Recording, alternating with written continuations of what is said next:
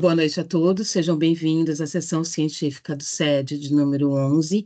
Hoje daremos início à apresentação de Marina. Marina é acadêmica de medicina do quarto semestre e vai falar para a gente sobre as taxas de problemas de saúde mental entre indivíduos avaliados na clínica Gerlen Danos.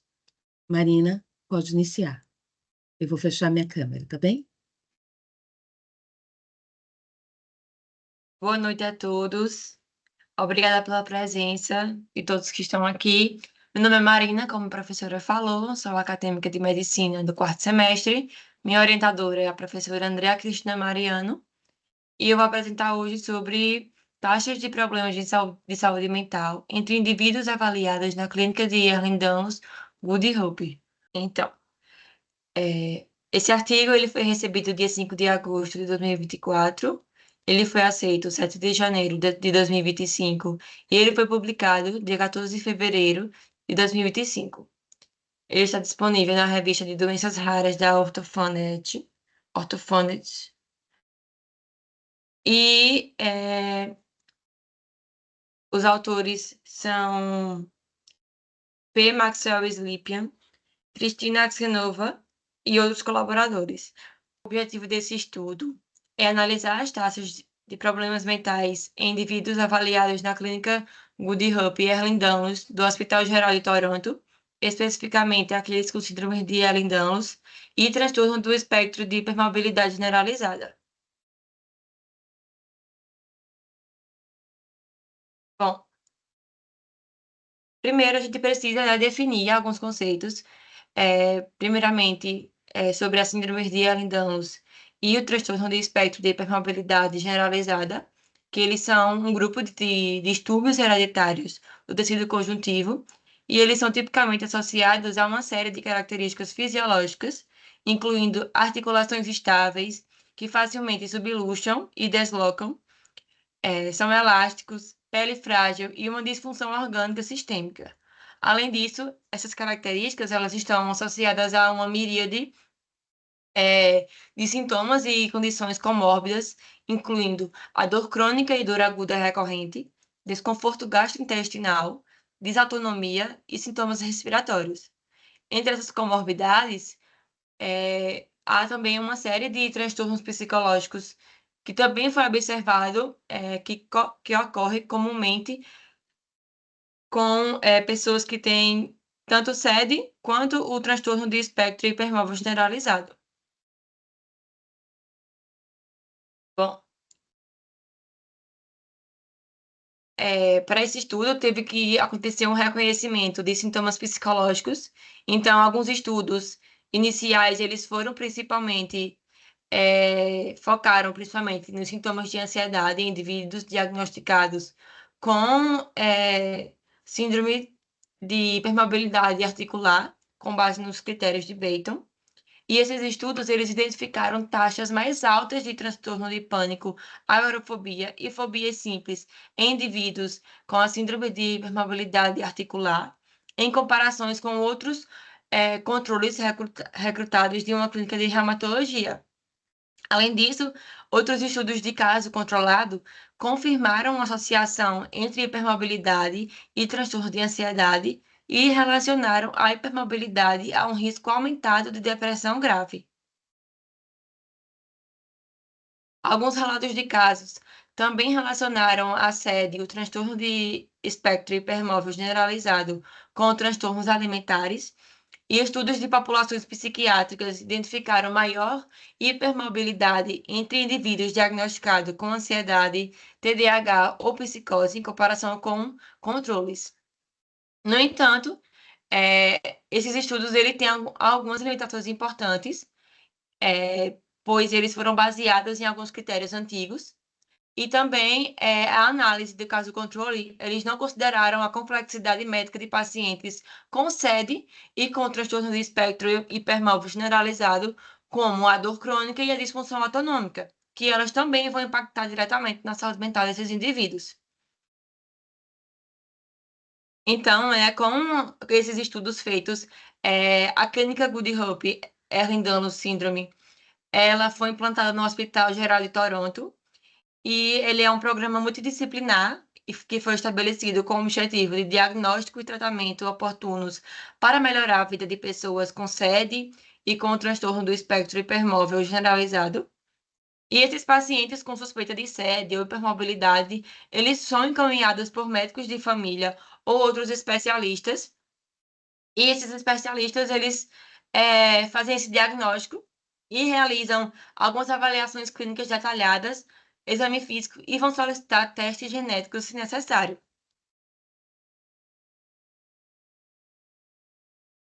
O objetivo do estudo é fazer essa análise retrospectiva dos pacientes atendidos na clínica Good Hope para descrever as taxas de problemas de saúde mental nessa população e também avaliar se esses problemas de saúde mental eles vão diferir entre os grupos diagnósticos, que são eles o SED não hipermóvel, o SED hipermóvel, o transtorno do espectro hipermóvel generalizado e indivíduos sem o diagnóstico tanto de SED quanto do transtorno do espectro hipermóvel generalizado.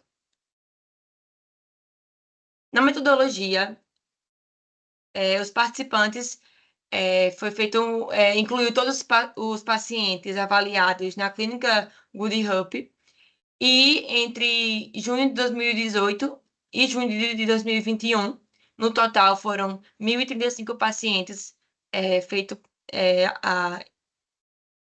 esse estudo, né? E o perfil de amostra, com 88%, eram mulheres, e isso reflete a predominância feminina nas condições relacionadas à hipermobilidade. Bom, primeiramente a gente tem, né, que saber quais foram os métodos para recrutar essas pessoas, né? E como é que foi desenvolvido esse procedimento, que ele foi em etapas, né? Primeiramente teve o encaminhamento, que pacientes eles foram encaminhados por médicos de família ou especialistas com suspeita de SED ou transtorno do espectro hipermóvel generalizado. E aí, após isso, teve uma pré-avaliação antes da consulta inicial, que é a consulta com o clínico. Os pacientes eles preenchiam questionários de autorrelato sobre saúde mental.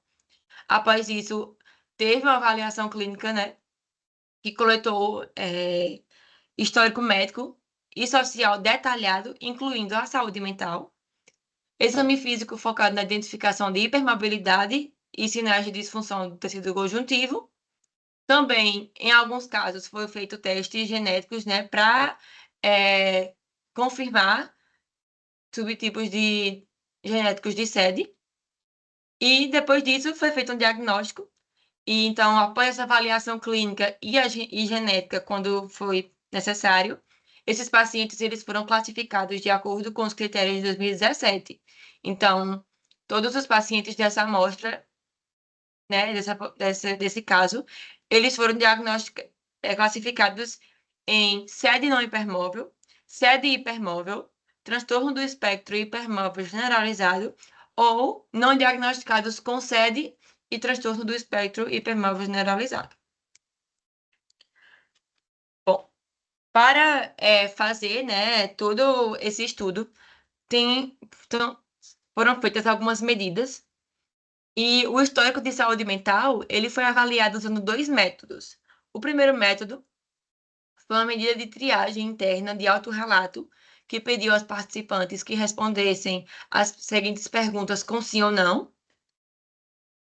E o segundo método foi que os pacientes eles foram questionados em uma entrevista clínica se tinham um histórico de ansiedade, depressão, transtorno do estresse pós-traumático, transtorno obsessivo compulsivo e transtorno de personalidade. E esses pacientes respondiam com sim ou não. Além disso, também foi feita uma avaliação da disforia, né, que é essa ansiedade, a depressão e a inquietude, por meio de um inventário de sintomas depressivos e de ansiedade, que é a subescala de disforia. E esse inventário, ele é uma escala de 10 itens, e ele é muito sensível e específico para detectar esses transtornos internalizantes.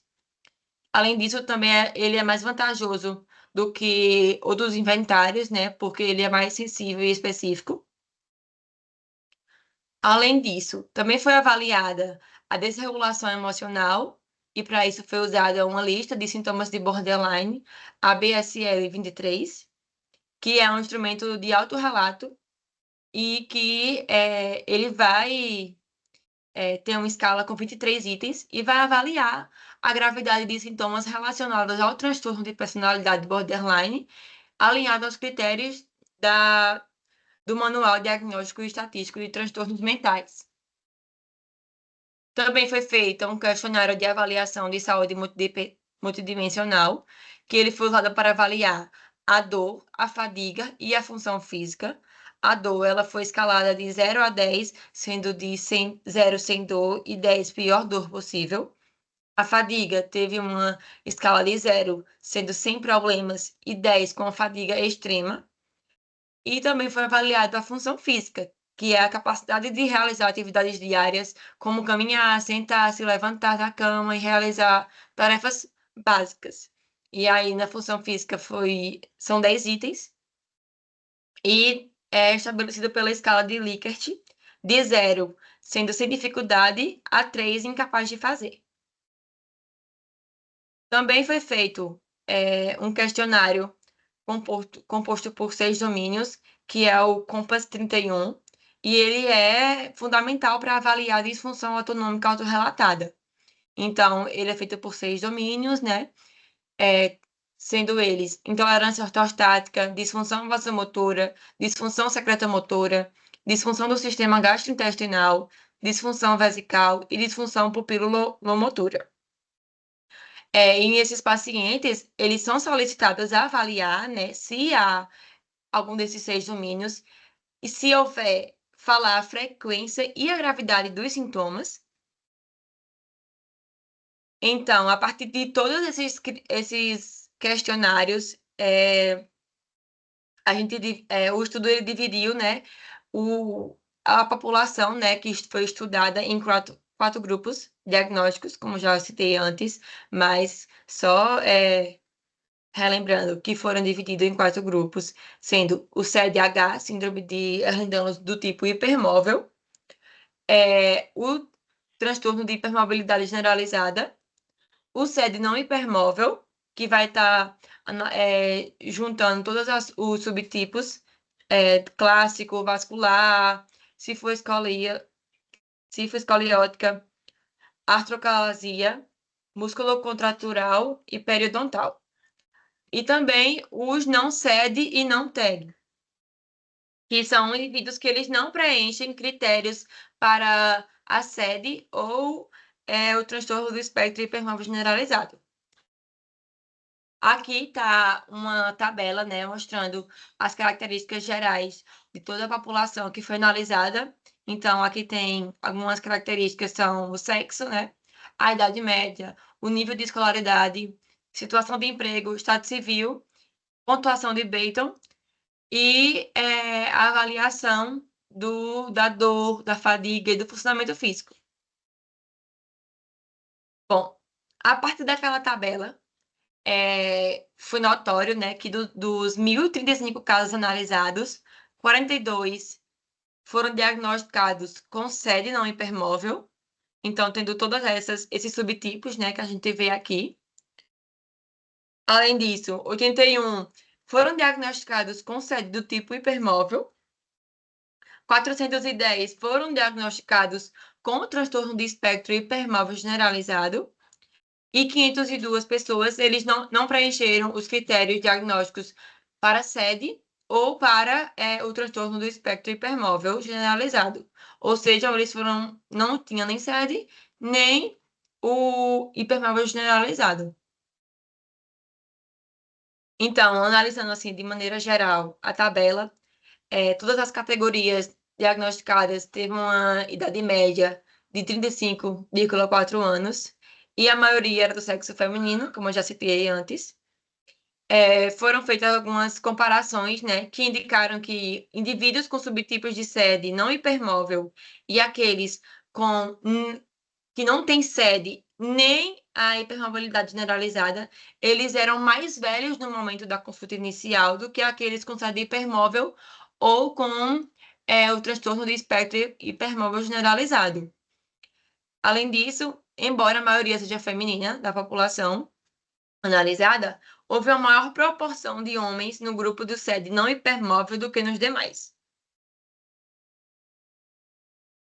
As diferenças em sintomas físicos, a gente, como a gente viu, foram divididos em três, né? Como dor, fadiga e disfunção autonômica. Então, analisando a tabela, a gente viu que o SED não hipermóvel não é é o grupo que tem claramente a menor dor, né? Relatou a menor dor. Então, claramente a gente vê que o SED hipermóvel apresentou maiores pessoas que relataram maior dor, né? Além disso, a fadiga, mostrando que pessoas com SED não hipermóvel relataram menor, né? Menor fadiga nesse grupo. E que o grupo com SED hipermóvel foram os que mais apresentaram fadiga. Além disso, a disfunção autonômica, que o SED não hipermóvel foi o que apresentou uma menor, né, disfunção, uma menor taxa de disfunção, e quem mais apresentou essa disfunção autonômica foi o grupo de transtorno do espectro hipermóvel generalizado. Então, aqui a gente pode notar essa diferença clara, né, que indivíduos com SED não hipermóvel não apresentam tantas diferenças, não apresentam níveis tão altos comparado com os outros pacientes que tinham algum tipo de espectro hipermóvel. Agora temos essa outra tabela, que é a tabela das perguntas, né, do questionário de triagem de saúde mental. Aqui a gente vai ter todas aquelas perguntas e as respostas, né, de cada grupo diagnóstico.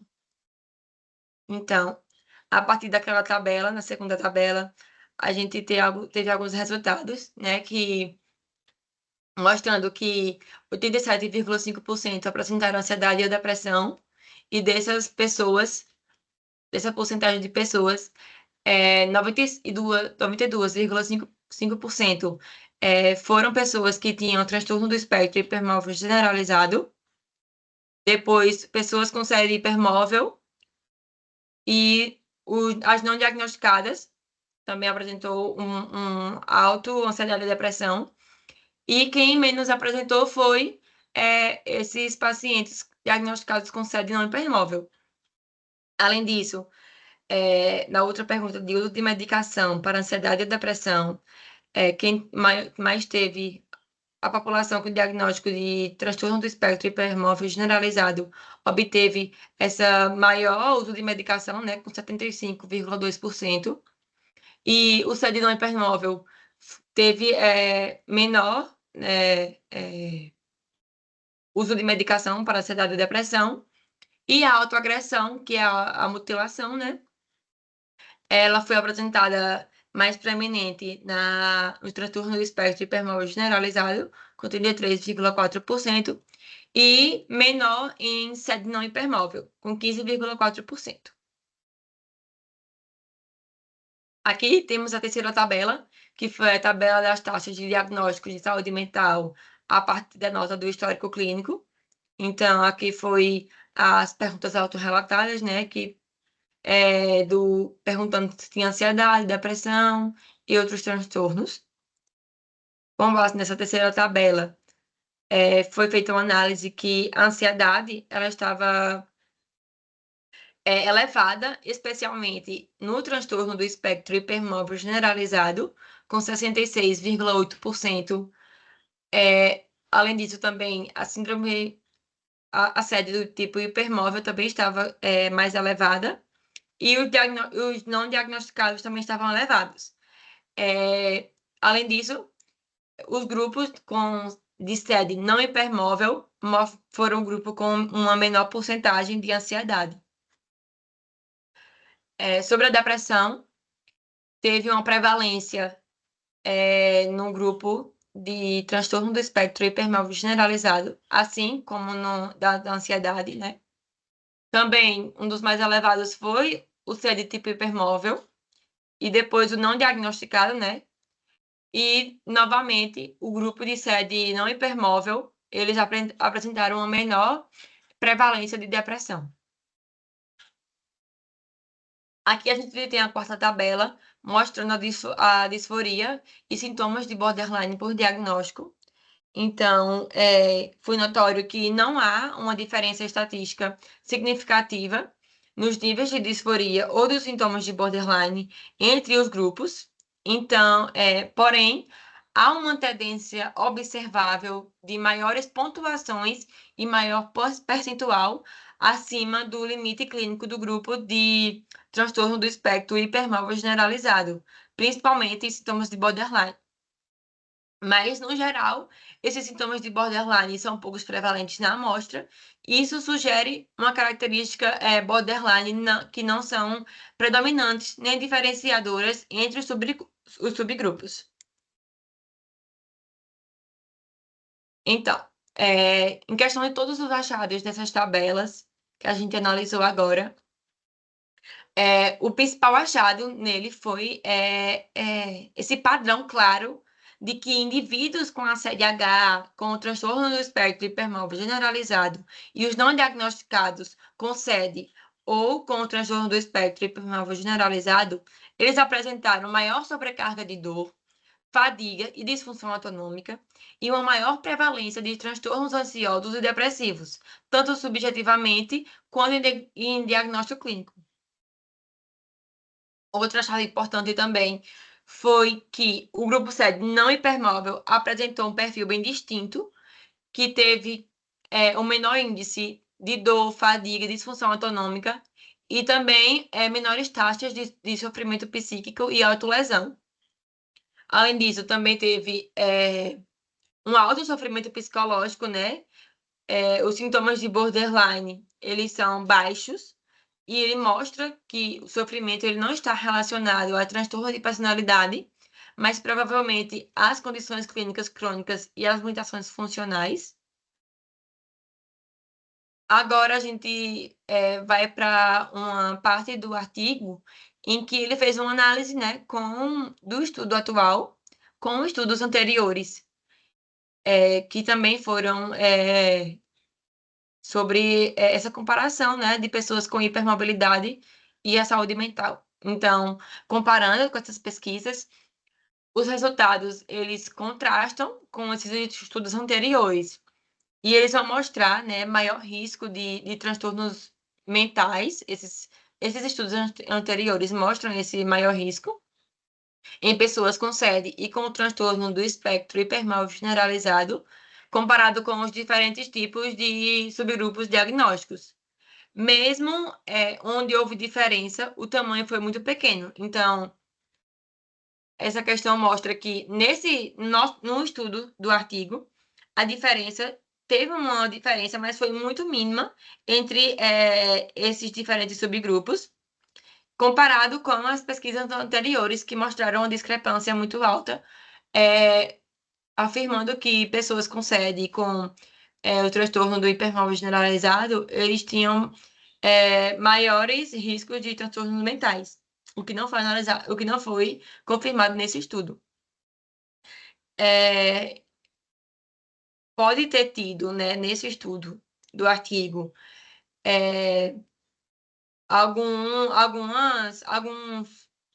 alguns erros, entre aspas, né, tipo assim, algo que não foi tão analisado, que foi as diferenças entre esses grupos, elas foram bem pequenas, então muito menores do que outros estudos mostrados no passado. Então, todas essas pessoas relataram níveis altos de sofrimento mental, independente de terem ou não diagnóstico formal de SED ou do transtorno do espectro hipermóvel generalizado. Além disso, também há essa razão potencial pelas quais os grupos de diagnósticos do presente estudo, eles não diferem em questões de saúde mental por alguns critérios, né? Que foi a coleta de dados não otimizada para a saúde mental, diferenças culturais, geográficas e metodológicas entre estudos. O grupo não diagnosticado, ele pode ter sido mais semelhante clinicamente aos grupos com SED e do transtorno hipermóvel generalizado do que os controles usados em outros estudos. E também todos os pacientes, eles foram encaminhados para avaliação de SED e frequentemente por apresentar sintomas como dor, disfunção autonômica e disforia. Algumas semelhanças nos níveis de sofrimento psicológicos podem refletir um impacto de sintomas médicos comuns em todos os grupos. Então, foi analisado isso, que a dor, a fadiga, a disfunção autonômica é semelhante, né, entre esses grupos, essa questão desse sofrimento. E, além disso, também, esse histórico de invalidação médica social e familiar, que ele é muito comum nos diagnosticados, quanto nos não diagnosticados, devido ao longo tempo até o diagnóstico, uma média de 10 anos. Além disso, o score de Bayton, ele foi usado para medir hipermobilidade, porém, ele não pode capturar fatores relevantes para a saúde mental desses pacientes. Então, essa semelhança fica um pouco desregulada, né?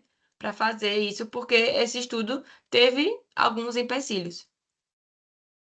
Algumas implicações clínicas, né? Que a gente pode notar que também o artigo trouxe isso, né? Que essa alta prevalência de transtornos de saúde mental vai sugerir um suporte psicológico e ele deve ser parte fundamental do cuidado multidisciplinar em pessoas com SED e com transtorno do espectro hipermóvel generalizado. E foi mostrado também algumas evidências, né, que o artigo trouxe que apoiou. Eles apoiam intervenções como a terapia cognitivo-comportamental, a terapia de aceitação e compromisso, a terapia comportamental dialética. E isso mostra que na clínica Good Hopes, né, eles utilizam essas abordagens em etapas, né, todas essas intervenções, e a psicoterapia focada na adaptação a doenças crônicas. E é essencial essa abordagem, né, centrada no paciente e informada sobre traumas para evitar essa estigmatização. Bom, finalizando assim, né, o artigo, ele mostra também algumas limitações do estudo feito. Então, a ausência de diagnósticos psiquiátricos formalizados, porque não foi utilizada uma entrevista clínica estruturada padrão ouro, uma dependência de autorrelato e entrevistas clínicas não padronizadas, dados demográficos e clínicos limitados, e também houve uma limitação nesse estudo, que foi alterações do protocolo devido à pandemia do Covid-19, né, que foi nesse período que fizeram a coleta, né, desses pacientes desse período. Então, teve essa limitação do estudo. E, além disso, também o tamanho reduzido de alguns subgrupos, limitando o poder estatístico, porque a gente viu uma diferença bem grande, né, nos diferentes subgrupos com as quantidades de pessoas. Algumas perspectivas para pesquisas futuras são que a avaliação prospectiva e longitudinal da saúde mental nesses pacientes, investigar se existem mecanismos específicos ligados à disfunção do tecido conjuntivo que impactam a saúde mental, e desenvolver e testar intervenções psicológicas específicas para essa população. Essas foram as minhas referências Essas foram as minhas referências bibliográficas e foi isso.